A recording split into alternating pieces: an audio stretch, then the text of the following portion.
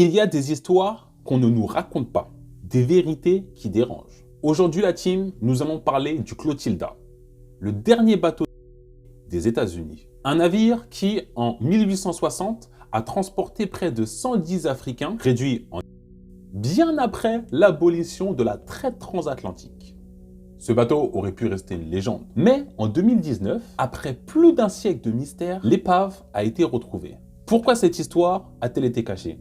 Comment ces captifs ont-ils survécu? Et que reste-t-il aujourd'hui de leur combat pour la liberté? Ce sont les questions auxquelles nous allons tenter de répondre dans cette vidéo. Alors la team, accrochez-vous bien car cette vérité va vous hanter.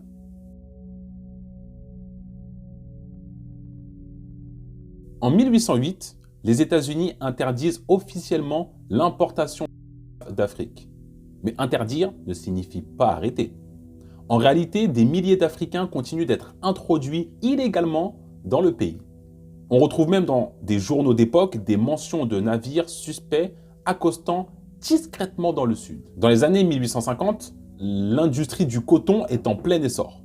Les planteurs du sud dépendent totalement de la main-d'œuvre des esclaves africains. C'est là qu'entre en jeu Timothy Meyer, un riche entrepreneur en Alabama. Mais quelle est son idée derrière? Prouver qu'il peut encore importer des esclaves africains aux États-Unis. Et cela, bien évidemment, en toute impunité.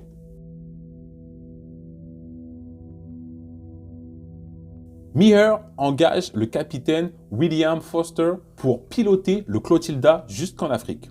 Le navire accoste au Dahomey, l'actuel Bénin, un royaume tristement célèbre pour son rôle dans la traite. Le roi Guézo vend des prisonniers de guerre aux marchands européens. Ces sont capturés dans des raids violents.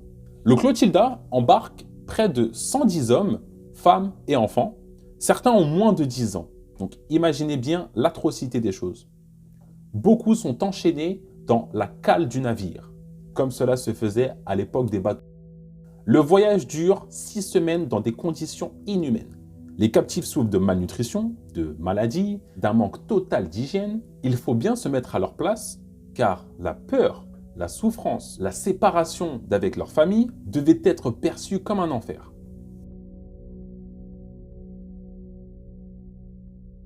Avançons en juillet 1860.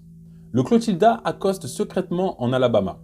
De nuit, les captifs sont débarqués en cachette. Mais pour effacer toutes ces preuves, parce que la traite transatlantique était officiellement abolie aux États-Unis, Foster brûle et coule le navire dans le delta de la rivière Mobile. Mais la rumeur se répand et les autorités commencent à enquêter.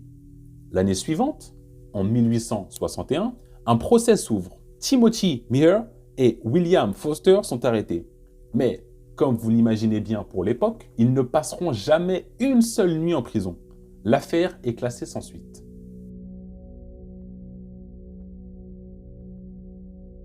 Les captifs du Clotilda sont immédiatement vendus aux enchères et mis au travail dans les plantations. En 1865, la guerre civile s'achève. L'esclavage est officiellement aboli, mais ces hommes et femmes n'ont plus rien. Pas de terre, pas de ressources, pas d'aide, comme la plupart de l'époque. Alors que font ces hommes? Ils prennent une décision. Puisqu'ils ne peuvent pas retourner en Afrique, ils vont recréer l'Afrique en Amérique. Ils achètent des terres et fondent une communauté unique, la Africa Town. Là, ils vivent comme en Afrique, parlent leur langue, préservent leurs traditions et éduquent leurs enfants dans leur culture à leur manière. Parmi eux, Cudjo Lewis, un des derniers survivants, devient la mémoire vivante de cette histoire. Au début du XXe siècle, plus précisément en 1928, il raconte comment ils ont construit Africa Town, comment ils ont survécu, comment surtout ils ont refusé d'être effacés.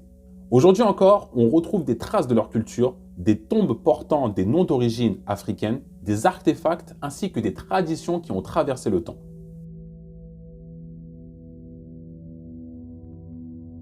Mais cette histoire pose une question. Pourquoi a-t-on absolument voulu cacher cette histoire? Parce qu'elle prouve que ainsi que la traite transatlantique ne s'est pas arrêtée net avec cette loi. Et deuxièmement, parce qu'elle montre que même des décennies après l'abolition, la justice n'a jamais puni les coupables. Mais de nos jours, avec la découverte du Clotilda en 2019, ça change tout. C'est la preuve que l'histoire des derniers d'Amérique est bien réelle. et que leurs descendants à Africa Town continuent de se battre pour que leur histoire ne soit jamais oubliée. Donc la team, si cette histoire que vous avez vue qui était assez courte, je ne voulais pas faire une vidéo trop longue, vous a plu, n'oubliez pas, comme d'habitude, de mettre un petit commentaire pour le soutien, de mettre un pouce bleu pour le référencement, de partager à vos amis et vos proches, de vous abonner à la chaîne et surtout, d'activer la cloche des notifications pour ne rien rater de toutes mes prochaines vidéos. Parce que comme je le rappelle très souvent en fin de vidéo, je sors des vidéos limite tous les jours. Donc abonnez-vous, sinon vous allez rater des vidéos et vous allez rater des sujets qui peuvent vous intéresser. En tout cas la team, c'était ton boy Jimmy. Peace.